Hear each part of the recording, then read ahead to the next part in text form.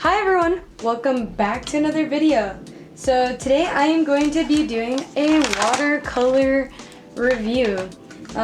So I initially started off using watercolors around 2 to 3 years ago, and I started with a set like this. It was actually a praying set, but this is a Crayola set you can find at your local Target, Walmart, basically anywhere for like, I would say less than $3. It's yeah, I don't know. I'm not gonna say anything. I don't remember a lot about this one, but we'll see how it is. And then I actually, after I learned about watercolors in my art class, I had a set like this, and you know, the really chalky pans. But this was a really good starting point for me. I remember liking them a lot. And then I'm gonna do Winsor & Newton. This is the Cotman set. I do have some Daniel Smith watercolors in here, so I'll make sure I don't mix them. But most of these are Cotman colors, and I've had this for around about the same time, 2 to 3 years. Then we have the Kuretake Ganzai Tambi. I got these recently, and they're very well priced for the amount of paint you get. These are around $18, less than $20 for sure at Dick Blick. And then finally, my newest palette that I have just recently put together. It's a new, very new palette for me. It's the Daniel Smith watercolors, and I just got some primary colors. But I've been really loving this, so let's just jump right into it and see how they fare against each other. Okay, so on this pair of cherries, I'm gonna do Art Skills watercolors on this side, and then set the Crayola watercolors on this side, just to see how they work. I'm using B watercolor paper, by the way, if you were wondering. I didn't believe in the whole paper makes a big difference until like I tried this paper, so definitely if you want to get a cheaper watercolor and get a nicer paper, I do recommend that. Alright, so right off the bat, these were not super hard to activate. Not really surprised. This came in one of those like really big sets of art supplies that you get when you're little. I really like those because, like, if anything, they're very good for you to practice in your sketchbook and like not have to worry about using up your good supplies when you're just messing around and trying out new things.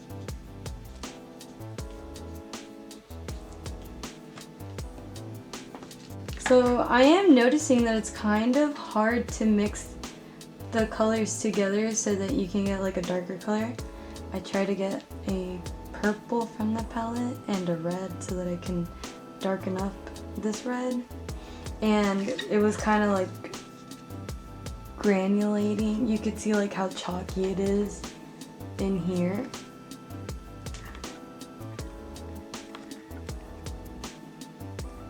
So that was a little bit interesting. Oh, this is so chalky.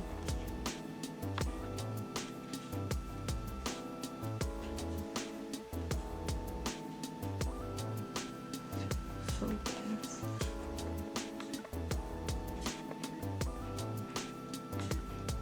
Oh my god, it's not focusing. Anyway, this is super duper chalky. It looks really chalky on my brush. But the pigment itself on the paper is laying down pretty nice. So I don't know if it's the paper or that it's kind of decent. I think this supports the whole theory of paper matters a little bit more than your paints. But I would not recommend these paints to anyone who is a more intermediate watercolorist. I wouldn't recommend these to anyone who's like a little bit more advanced. Oh yeah, that color's nice. Perfect. But these are pretty awesome for a beginner because you get like a bunch of colors. It usually comes with more art supplies so that you can play around with like crayons and markers and stuff and know what you would like to keep practicing in. I don't know, I would say overall these are pretty decent colors. If you're a beginner, these are really good just because it's like an introduction. I know some people don't like the chalkiness, and if you're not into that, I'll show you some pretty inexpensive watercolors next that are definitely a step up from this, and they're not super duper expensive. They won't like put you out that much. Overall, I would say these are pretty decent watercolors for beginners. I would not really advise that you use these if you're a more advanced watercolor artist, unless you're messing around and just maybe thumbnailing, but I wouldn't really recommend it. Now we're gonna go on to the Crayola watercolors. One of my biggest gripes with this set is that like the black isn't really a black. It kind of paints as a brown, but you really don't need a black in a watercolor set anyway, since you can just mix your primary red, yellow, and blue together and get a black. But yeah, that's like one thing that I didn't like when I was a brand new beginner.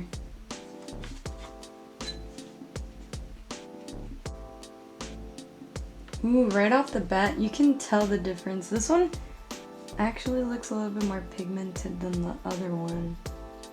I was pleasantly surprised by the last set. This looks really good though. Oh wow. These are more vibrant than I remember. I think I remembered not really liking the blue because it was like super transparent, but it's been a while since I've used these, so I could be wrong. I like how, I don't know, these colors are more vibrant than these, but I actually really like the way that both of them look.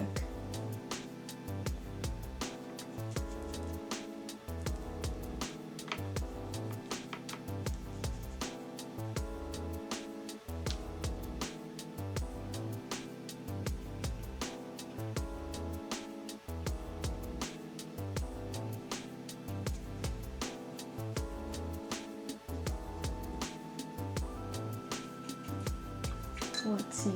I'm gonna try to mix a black out of both of these palettes and see if I can get like a shadow for the cherries. Okay. So I managed to get a black.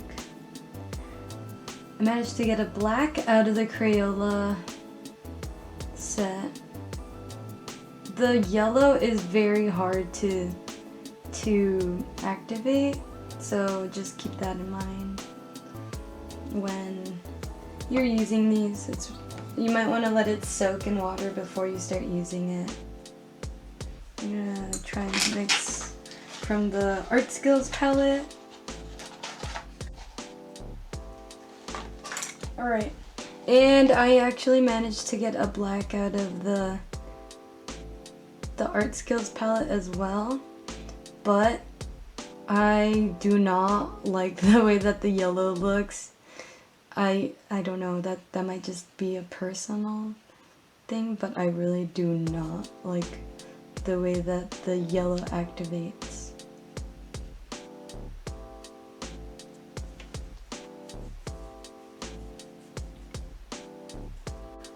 overall, I'd say these are pretty good options if you're a beginner, and even if you're an intermediate artist on a budget, because as you can see, they're pretty pigmented, and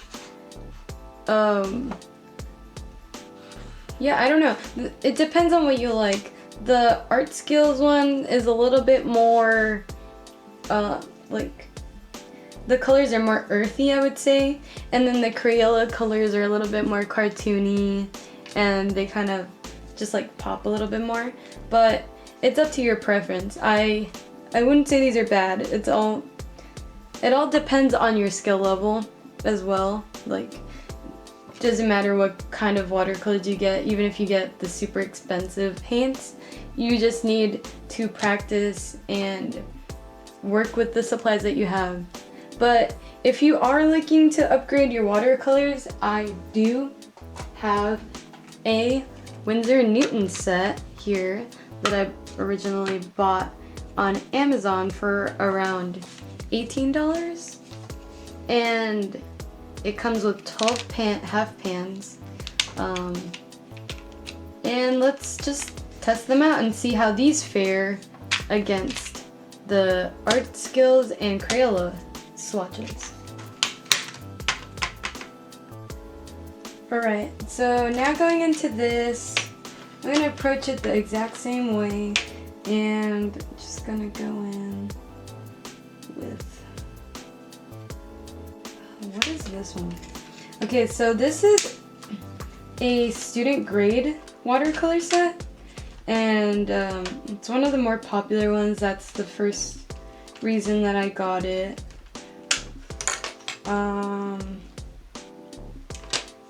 I really like the medium, as I said before, so I was looking for something that was a little bit better than the praying watercolors or the chalky watercolors. So I went on YouTube and I just searched up where or what watercolors were the best for a beginner watercolor artist who was looking for a little bit of better quality in their paints. And these are, as I said, some pretty popular paints. A lot of even professional artists still use these student grade watercolors.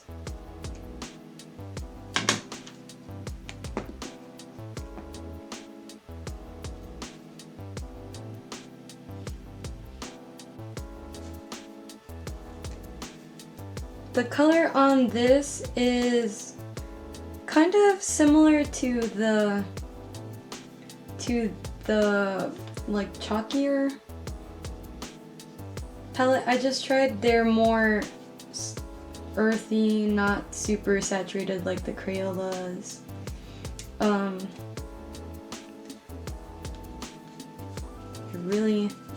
I really enjoyed these. I had these for a really long time, but recently I've been wanting to get more archival watercolors so that my pieces won't fade with time.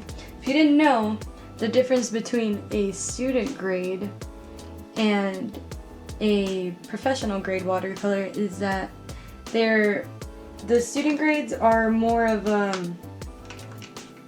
they tend to be cheaper because they're not archival, and the pigments are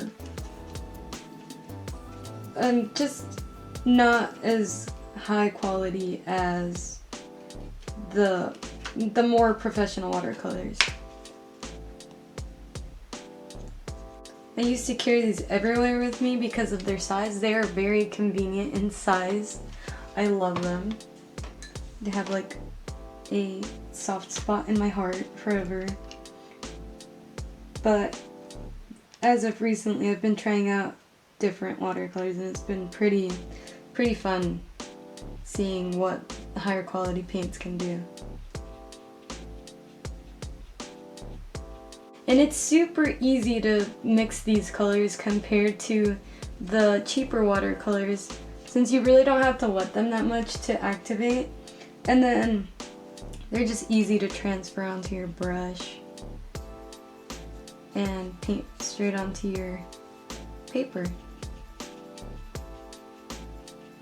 Something you'll also notice about these watercolors that differs from the student grade watercolors is that they blend into each other way easier, and you really don't have to mix off of a palette if you don't want to. You could just place your pigment on the paper and then mix straight on there, which is a good method. I'd say that if you've ever been discouraged from trying watercolors because of the school watercolors that you usually try out, maybe go out and get a set of some Cotman watercolors and just like try them out for a little bit. If you don't like them, you'll only be out around $20, which is not bad if you're wanting to try them out. I'm gonna try to mix a black now for the shadow. That took me a little while, but it's mostly because I'm like not the best at mixing blacks, and usually I'll take like colors in my palette and then just add just a little bit of pigment to them and make the color the same shade as whatever the palette is. So if in this case I would like, it would be like a reddish black that I would try to go for. Yeah, I think these are a really big step up from the student grade ones. I mean, like, these are like elementary, like high school grade, and these are more of like a middle school, high school grade watercolor. If you're trying to just dip your toes into it and you're a little bit familiar with them already, I definitely recommend you try these.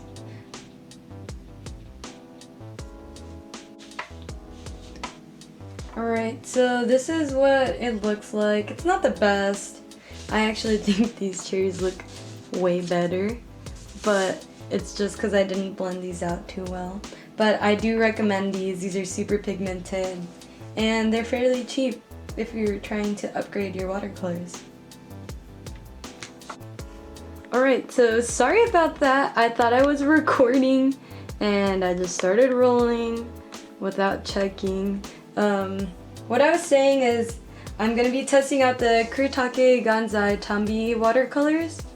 These are more similar to a gouache. They're Japanese, so they're from Eastern Asia, and you can water them down to be the consistency of watercolor. And these actually kind of remind me of the Crayola watercolors, so if you really like those, I would recommend that you try these out.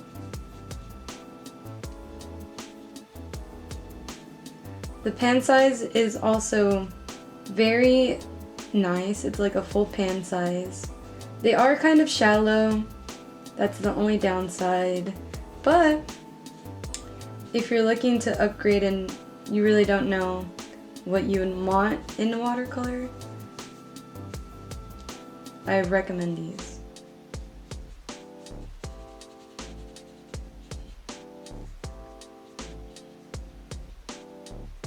These are super duper fun to play around with. I really enjoy them. The time that I've had them, I've really enjoyed them.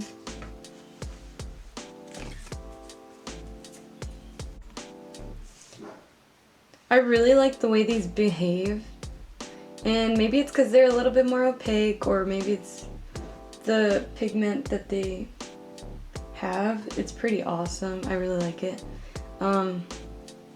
I don't know, I actually think these might be better than the Winsor & Newton Cotman set. It all depends on what you like. I like a more pigmented color. That might just be the graphic designer in me coming out, but these are pretty awesome. I recommend beginners or intermediate watercolor people, they should probably get a set like this because it kind of taught me more about blending and mixing colors.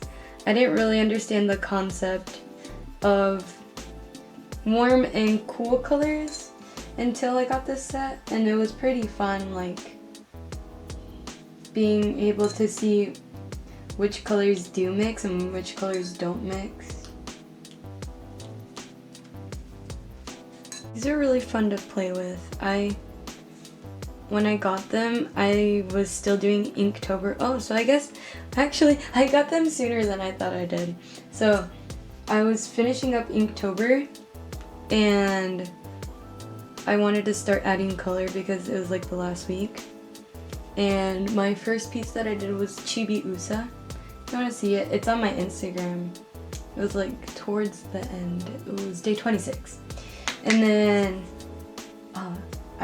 I love the way these paint, and there's like this magenta color right here. I don't know if you'd say that's magenta. I don't know if you can see it, but it's like this really nice pink color when you lighten it up. Love it. I love it. Alright, so when I mix the black, I really had like a really hard time right now. So this is more of a purple, but I kind of like it anyways. It gives it a little bit of character. And I always recommend that when you're doing shadows, you try and not use like a completely pitch black, unless that's the look that you're going for. But using like a dark purple or a dark blue really helps like keep the color scheme together, make it not so jarring. Alright, so this is what I came up with for the Kuretake Gansai Tambi. I really like these watercolors, and as I said before, and I'm gonna reiterate it, if you're a beginner, this is an awesome watercolor set to start off with because you have so much variety. You have cool tones, warm tones. The only thing is you only have one yellow, but it's okay, they have an orange, so you can mix with this would be like your warm yellow. So, overall, pretty solid set, and I recommend you try it out. They are Japanese, so they're different to the Western style of watercolors, but I really like them, and I think you will too. So last but not least, I'm going to be trying out Daniel Smith watercolors. These are my most recent purchase. I've been hearing a lot about how awesome these watercolors perform, and these are artist grade watercolors, so they're professional watercolors. I picked up an Art Snacks box recently, and I got like a couple colors as you saw in one of my videos. If you didn't, go check it out. It was an unboxing and I used the colors. And then I went out and I bought an alizarin crimson to go with that. And I also bought a Hanzai yellow light because I needed a cool red and and it also needed a cool yellow. So now I have my 6 watercolors here. The only gripe I have with these watercolors up until now is that the French Ultramarine is like kind of dry. As you can see, compared to the other ones, they stick down. But this French Ultramarine likes to pop out of its place. It's fine. You can deal with it. It's not that bad. But that's one of the main gripes. So let's see how these perform. These are super duper pigmented and they're light fast. All of the past ones that I've been swatching in this video are not light fast. So what that means is that they are going to fade away if you leave them out exposed to the sunlight, or over time the pigment is going to fade from the paper. And these are not. These are like formulated so that they don't easily come off of the paper. And they're also permanent, so they stain pretty well on your paper as well. And you can tell from the way it lays down how it's just a little bit better, like it has an edge over the student grade paints.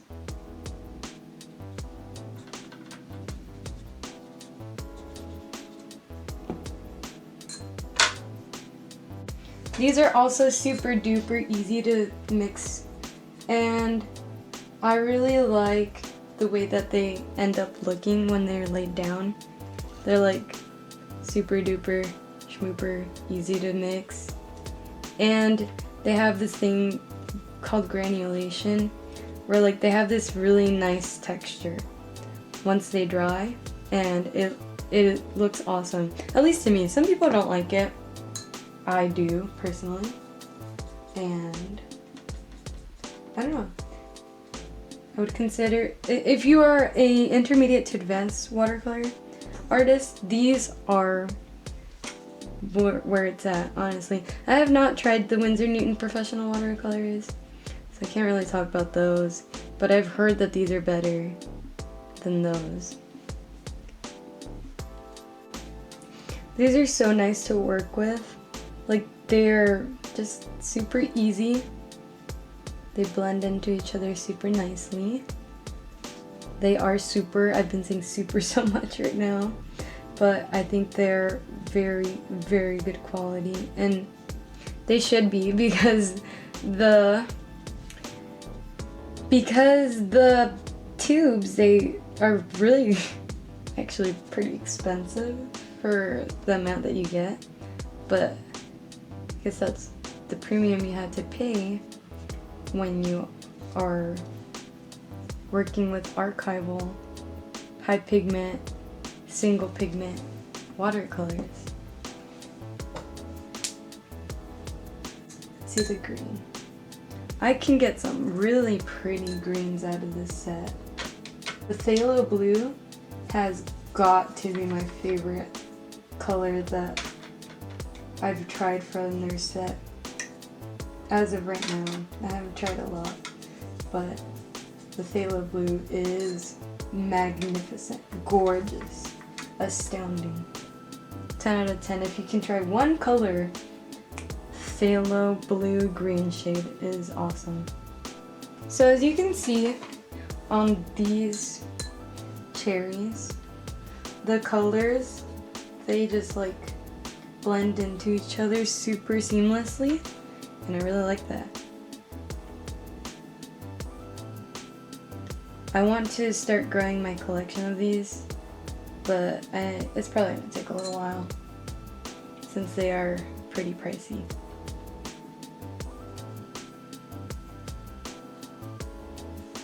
These colors layer really well as well, so like you can go over them and they look pretty awesome. You do run the risk though of muddying up your colors.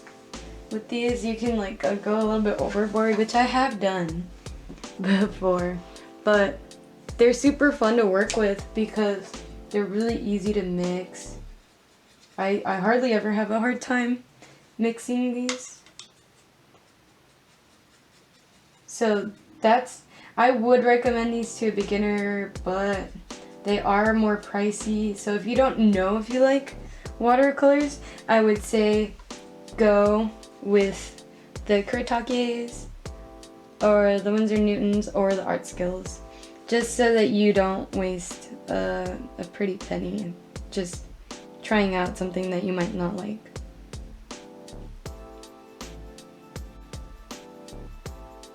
So I mixed this black. This was super duper easy.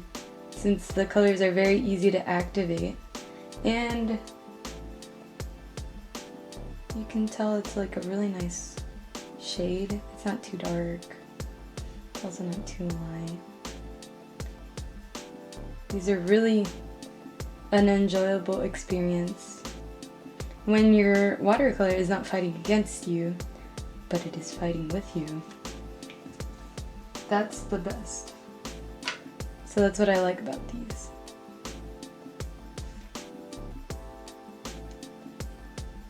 So this is the results I got from the Daniel Smith watercolors.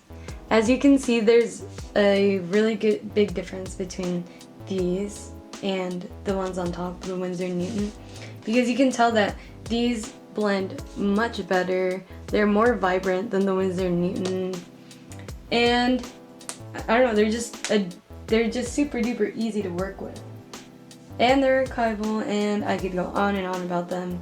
But obviously, if you don't have the budget, these Kuretake look awesome as well. Let's look at them all together. See, compare and contrast. So my verdict is, I would have to say that the best watercolors on this are the Daniel Smith and the Kuretake Gansai, because I just think that for the quality and the price that they are, these are like the best performing watercolors. I think the Winsor & Newton got a little bit muddy. That might have been my fault, but they're like way darker than these three.